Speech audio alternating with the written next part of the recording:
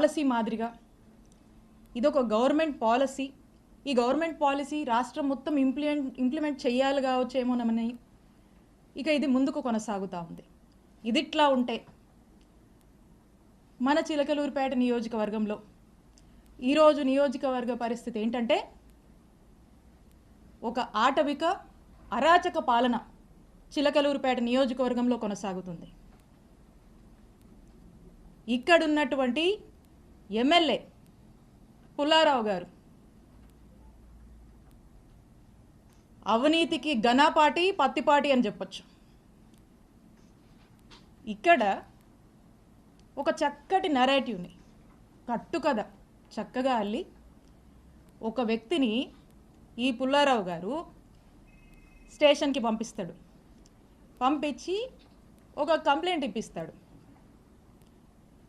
ఇదంట 5.5 ఏళ్ల కిందట 2019లో అట ఒక టీడీపీ సామాన్య కార్యకర్త సోషల్ మీడియాలో అబ్యూజివ్గా అసహ్యంగా పోస్టులు పెడితే దానికేదో స్టేషన్లో కంప్లైంట్ వెళ్ళిందట. పోలీసులు డ్యూ ప్రొసీజర్ ఫాలో అయ్యుంటారు. దానికి నాకు సంబంధం ఏంటి? ఇప్పుడు ఈ కట్టు కథను ఎలా వెళ్ళారంటే ఈ వ్యక్తిని ఎమ్మెల్యే కంప్లైంట్ ఇప్పిస్తాడు. ఇక్కడ పోలీసులు కంప్లైంట్ నమోదు చేస్తే అది ఎమ్మెల్యేనే చేపించాడు, ఈ పుల్లారావు గారేనని అనుకుంటారు జనం అని చెప్పి ఇక్కడ ఇప్పించి ఇక్కడ ఏమీ చేయకుండా మళ్ళా ఇదే కంప్లైంట్ని హైకోర్టులో ఇప్పిస్తారు. హైకోర్టులో ఇప్పించిన తర్వాత హైకోర్టు ఏమంటది? హైకోర్టు ఏమన్నదంటే, ఇది హైకోర్టు ఆర్డర్, నిజాదే వినిపిస్తాను. Learned assistant government pleader takes notice on behalf of the respondents and state and seeks time for getting instructions. List in second week of February 2025. ఇది ఆర్డరు. అంటే దీని అర్థం ఏంటంటే దీని రెస్పాండెంట్స్ ఎవరైతే ఉంటారో అంటే పోలీసులు. హానరబుల్ హైకోర్టు పోలీసులని రిమార్క్స్ అడుగుద్ది ఈ కంప్లైంట్ సంబంధించి. తర్వాత దీన్ని February 2nd వీక్కి పోస్ట్ చేస్తుంది. ఇంత ఈ ఆర్డరు. ఈ ఆర్డర్లో ఏమీ కూడా నా మీద కేసు ఫైల్ చేయమని ఎఫ్ఐఆర్ కట్టమని ఏమీ లేదు. ఈ ఆర్డర్ ఇలా ఉంటే ఈ హానరబుల్ హైకోర్టు ఆర్డర్ని దీన్ని ఈ పుల్లారావు గారు అదే వ్యక్తితో మళ్ళీ ఎస్పీ ఆఫీస్కి పంపించి హానరబుల్ హైకోర్టుని మిస్లీడ్ చేస్తూ హానరబుల్ హైకోర్టు మీద నెట్టేసి హానరబుల్ హైకోర్టుని మిస్కోట్ చేస్తూ ఏమంటారు? హానరబుల్ హైకోర్టు నా మీద ఆవిడ మీద కేసు కట్టండి అని చెప్పారని హానరబుల్ హైకోర్టు మీద నెట్టి ప్రజల్లోకి కోర్టే కేసు కట్టమని చెప్పిందని చెప్పి పంపించేటువంటి ఫ్రీలర్స్ ఇచ్చి ఒక ప్రయత్నం చేసి అంతలోపే ఇక్కడున్నటువంటి పోలీసులు నా మీద కేసు కట్టారు, ఎస్సీ ఎస్టీ అట్రాసిటీ పెట్టారు.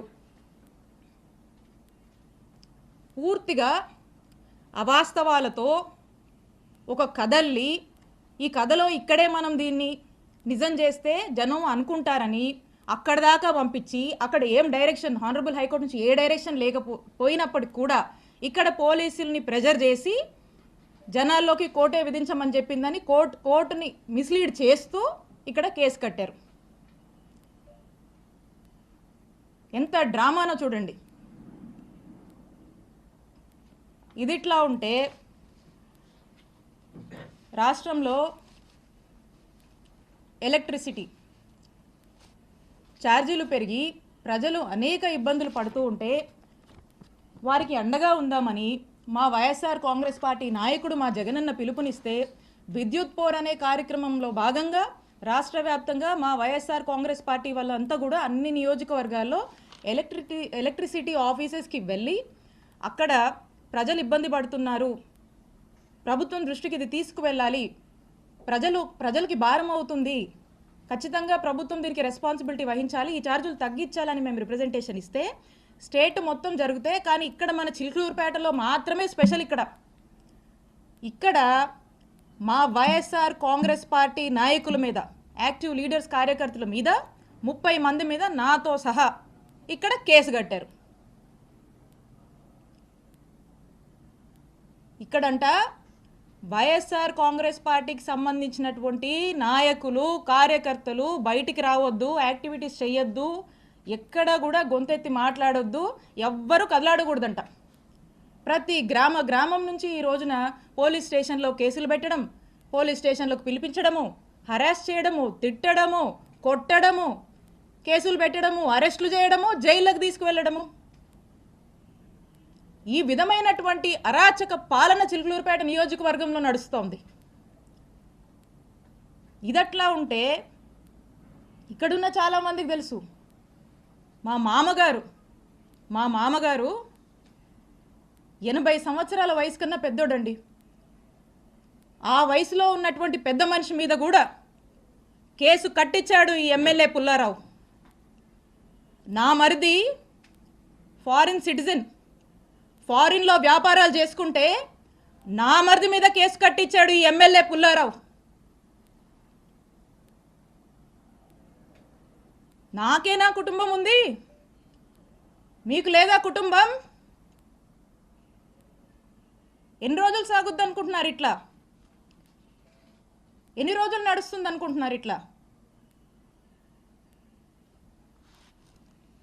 నేను ఇక్కడ మీకు ఒక్కటే చెప్పాలనుకుంటున్నా, ఈరోజు నా కుటుంబాన్ని, మా వైఎస్ఆర్ కాంగ్రెస్ పార్టీ నాయకుల్ని కార్యకర్తల్ని మీరు ఇబ్బంది పెడతా ఉన్నారు. పుల్లారావు గారు, మీకంటూ ఓ రోజు వస్తుంది, గుర్తుపెట్టుకోండి.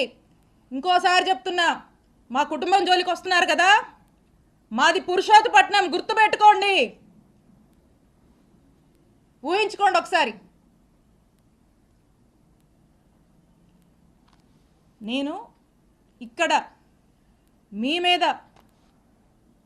మీద గెలిచి మిమ్మల్ని ఇంట్లో కూర్చోబెట్టాను. ఇక్కడ 5 ఏళ్ళు నేను పనిచేశా, నేను ఎమ్మెల్యేగా చేశా, నేను మంత్రిగా పనిచేశా.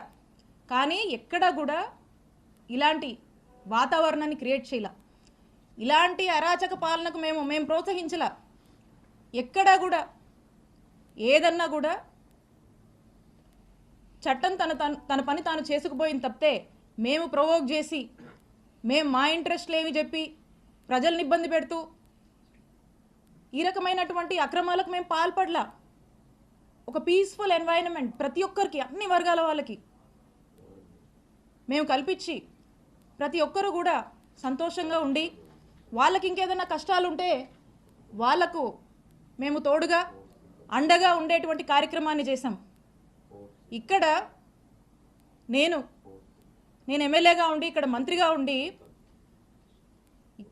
ఇక్కడున్నటువంటి ప్రజలకు కొన్ని వేల కోట్లతో గవర్నమెంట్ హాస్పిటల్ నిర్మాణం చేస్తే, ఈ రోజున మన చుట్టుపక్కల ఉన్నటువంటి నియర్ బై ఉన్నటువంటి జిల్లాల్లో వాళ్ళు కూడా, మనకి ఇటు ఉన్నటువంటి ఊర్లలో అందరూ కూడా చక్కగా వచ్చి ఈరోజు వేల సంఖ్యలో చక్కటి వైద్య సేవలు పొందుతున్నారు.